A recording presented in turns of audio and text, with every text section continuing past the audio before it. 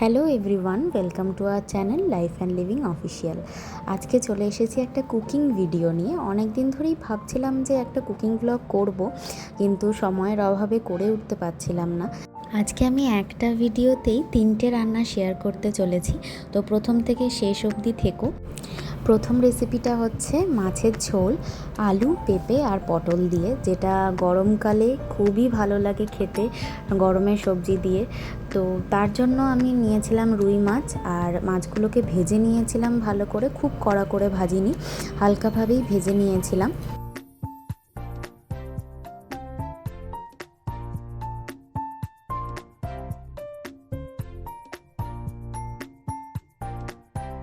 এবার ওই মাছ ভাজার তেলেই দিয়ে দিয়েছি কালো জিরে ফোড়ন। তারপরে এক এক করে পটলগুলোকে ভেজে নেব, কারণ পটলটা ভাজতে যেহেতু বেশি সময় লাগে। পটলটা 2 থেকে 3 মিনিট মতন ভেজে নিয়ে তারপর অ্যাড করব পেঁপে। পেঁপেটা অ্যাড করার পরে আরও 5 মিনিট মতন ফ্রাই করে নিয়েছি পটল আর পেঁপে। এই দুটো ভালো করে ভাজা হয়ে গেলে তারপর আলুগুলোকে অ্যাড করেছি। আলুটা যেহেতু চন্দ্রমুখী আলু, খুব বেশিক্ষণ সময় লাগে না সেদ্ধ হতে, তাই আলুটা সবার লাস্টে দিয়েছি। আলুটা 2 মিনিট মতন ভেজে নিয়ে নুন দিয়ে দিয়েছিলাম, যাতে করে সমস্ত সবজিগুলো ভাজতে ভাজতেই সেদ্ধ হয়ে যায়। এরপর এখানে নিয়েছি কিছু মশলা। আদা গ্রেট করে নিয়েছিলাম, টমেটো কুচি, কাঁচা লঙ্কা ছিল, আর ছিল জিরে গুঁড়ো, ধনে গুঁড়ো, হলুদ গুঁড়ো আর লঙ্কা গুঁড়ো, আর সামান্য কাশ্মীরি লঙ্কার গুঁড়ো আমি অ্যাড করেছিলাম কালারের জন্য। এরপর সমস্ত মশলাগুলোকে ভালো করে কষিয়ে নিয়েছি। সামান্য জল দিয়ে মশলাটা কষাতে হবে যাতে পুড়ে না যায়, সেই জন্য অল্প অল্প জল দিয়ে মশলাটা ভালো করে কষিয়ে নিতে হবে। 5 মিনিট মতন কষিয়ে নিয়ে দিয়ে দিয়েছিলাম পরিমাণ মতন জল।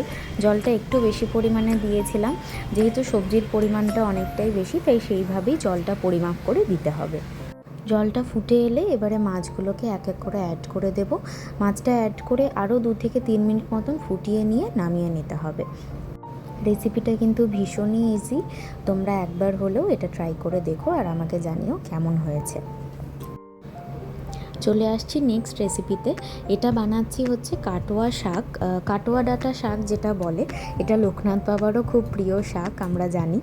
তো এটার জন্য প্রথমে কড়াতে নিয়ে নিয়েছি সর্ষের তেল, আর দিয়ে দিয়েছি 5 ফোড়ন। তারপর কয়েকটা বড়ি ভেজে নিয়েছিলাম, বড়িটা ভেজে তুলে রেখেছি। তারপর অ্যাড করেছিলাম আলু আর ঝিঙে।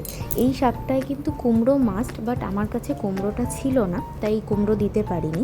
এরপরে দিয়েছিলাম আমি মাছের তেল। আমি জানি না কারা কারা মাছের তেল দিয়ে শাক বানিয়ে খেয়েছে, বাট আমার কিন্তু ভীষণ ভালো লাগে মাছের তেল দিয়ে শাক। এটা একদম জ্যান্ত মাছের তেল ছিল, তো সেই জন্য মাছের তেলটা আমি রেখে দিয়েছিলাম। এমনিতে আমি মাছের তেল থাকলে আলু পেঁয়াজ দিয়ে বা বেগুন দিয়ে বেশি করে থাকি, কিন্তু যেহেতু আজকে এই শাকটা ছিল তাই মাছের তেলটা শাকেই দিলাম। এরপরে অ্যাড করেছিলাম একটুখানি আদা গ্রেট করে, তারপরে জিরে গুঁড়ো, ধনে গুঁড়ো আর হলুদ তো আমি আগেই অ্যাড করে দিয়েছি। একটু লঙ্কা গুঁড়োও অ্যাড করেছিলাম, এতে করে কালারটা আরও সুন্দর হয়। এরপর সমস্ত মশলাগুলোকে ভালো করে কষিয়ে নিতে হবে। অল্প অল্প জল দিয়ে মশলাটা কষিয়ে নিয়েছি।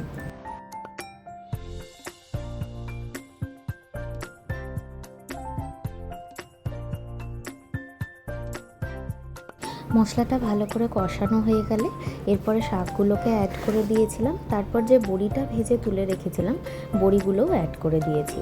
এরপর শাকটাকে ভালো করে মশলার সাথে মিশিয়ে নিতে হবে। 2-3 মিনিট মতন শাকটাও ভালো করে ভেজে নিয়ে দিয়ে দিয়েছিলাম নুন, আর দিয়েছিলাম চিনি। এই শাকে একটুখানি চিনি দিতেই হয়, নয়তো টেস্ট আসে না ভালো। প্রায় 5 থেকে 7 মিনিট শাকটা ভাজা হয়ে গেলে, যখন এরকম শাকটার কালার আসবে এবং অনেকটা কমে যাবে, তখন এতে দিয়ে দেব পরিমাণ মতন জল। খুব বেশি জল দেব না, সামান্য জল দেব, যাতে ভালো করে ডাঁটাগুলো সেদ্ধ হয়ে যায়। তারপর দেখো জলটা শুকিয়ে গেছে, শুকিয়ে একদম শাকটা কমে গেছে। তো এটা একদম ডান। এরপর নামানোর আগে দিয়ে দেব সামান্য ঘি, দিয়ে নামিয়ে নেব। তোমরা কারা কারা এরকম মাছের তেল দিয়ে শাক বানাও আমাকে কিন্তু অবশ্যই কমেন্টে জানিও। এবারে শেয়ার করব খুবই সহজ একটা রেসিপি। এটা হলো ডিম ভাপা। এটা কিন্তু বানানো খুবই সহজ, খুব কম টাইমে হয়ে যায়। তার জন্য একটা পাত্রে নিয়ে নিয়েছি বিট নুন এবং গোলমরিচের গুঁড়ো। এখানে নিয়ে নিয়েছি কাজু বাদাম, চারমগজ, কাঁচা লঙ্কা আর পোস্ত। আর এখানে নিয়েছি কালো জিরে। এইবারে একটা পাত্রের মধ্যে ডিমগুলোকে নিয়ে ভালো করে ফাটিয়ে নিতে হবে। আমি 5টা ডিম নিয়েছিলাম, তোমরা তোমাদের ফ্যামিলি মেম্বার্স অনুযায়ী ডিম নিও। তো ভালো করে ফাটিয়ে নেব। দিয়েছি সামান্য বিট নুন আর গোলমরিচের গুঁড়ো।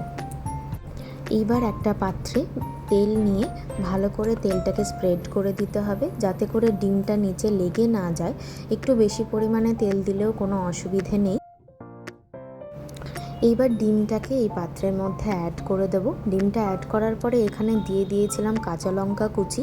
এখানে পেঁয়াজ কুচিও দেওয়া যায়, বাট আমি পেঁয়াজটা দিইনি, তোমরা চাইলে দিতে পারো। এইবার একটা কড়াতে জল গরম করতে দিয়ে জলটা ফুটে এলে বাটিটাকে বসিয়ে দেব, যাতে করে ডিমটা ভালো করে ভাপানো হয়ে যায়। ডিমটা 10 মিনিট মতন ভাপাতে হবে। ইন বিটুইন একটা মশলার পেস্ট বানিয়ে নেব। ডিমটা ভালো করে ভাপানো হয়ে গেলে বরফি আকারে ডিমগুলোকে কেটে নিয়েছি। আমি একটু বড় বড় সাইজ করেই কেটেছিলাম, তোমরা চৌকোভাবেও কাটতে পারো। এরপরে গ্রেভিটা বানানোর জন্য কড়াতে নিয়ে নিয়েছি সর্ষের তেল আর একটা কাঁচা লঙ্কা। তারপর যে পেস্টটা বানিয়েছিলাম সেই পেস্টটাও এর মধ্যে অ্যাড করে দিয়েছি। কালো জিরেটা সাধারণত তেলে দেওয়ার কথা, কিন্তু আমি তেলে অ্যাড করিনি, সেই মশলার সাথে মিশিয়েই অ্যাড করেছিলাম। এর মধ্যে আমি অ্যাড করে দিয়েছিলাম নুন আর চিনি পরিমাণ মতন। চিনিটা একটু বেশি দিয়েছিলাম, কারণ এটা একটু মিষ্টি মিষ্টি আইটেমটা করছিলাম তাই। সাধারণত ভাপা সর্ষে দিয়ে হয় এবং দই দিয়ে হয়, কিন্তু এটা একটু অন্যরকমভাবে বানিয়েছি। মানে জাস্ট একটা এক্সপেরিমেন্ট করে দেখেছিলাম যে সর্ষে পোস্ত কম্বিনেশন ছাড়া যদি চারমগজ কাজু বাদাম আর পোস্ত দিয়ে বানানো যায় তাহলে ব্যাপারটা কীরকম হয়। ঝোলটা ভালো করে ফুটে এলে ডিমগুলোকে অ্যাড করে দিয়েছি। ডিমের বাটিটার মধ্যে একটু নিচে ডিমগুলো লেগে গেছিলো, তো সেগুলোকেও আমি ভালো করে ছাড়িয়ে নিয়ে ঝোলে অ্যাড করেছিলাম। নামানোর আগে আর একটুখানি ঘি দিয়েছিলাম, ঘি দিয়ে নামিয়ে নিয়েছিলাম। খেতে কিন্তু সত্যিই খুব ভালো হয়েছিল। তোমাদের কেমন লাগলো ভিডিওটা আমাকে অবশ্যই কমেন্টে জানিও। দেখা হচ্ছে তোমাদের সাথে আর একটা নেক্সট ভিডিওতে। এই ভিডিওটা ভালো লাগলে অবশ্যই লাইক, কমেন্ট অ্যান্ড শেয়ার করে দিও, আর আমাদের চ্যানেলটা সাবস্ক্রাইব করতে ভুলো না।